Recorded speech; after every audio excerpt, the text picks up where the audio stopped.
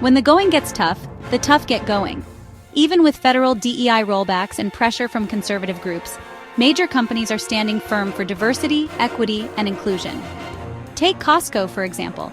They've firmly rejected calls to cut their DEI initiatives despite boycott threats. Microsoft, they're powering forward with their DEI programs undeterred. And it's not just these two giants. According to Seramount, 80% of their clients, many of them Fortune 100 companies, are sticking to their DEI goals, with 10% even doubling down. Teneo reports that 43% of companies still have time-bound DEI goals, and 80% of those haven't changed since one. Why? Because DEI isn't just about ideology, it's good business. Companies see improved employee engagement and productivity. While some high-profile names have dropped out, they're in the minority.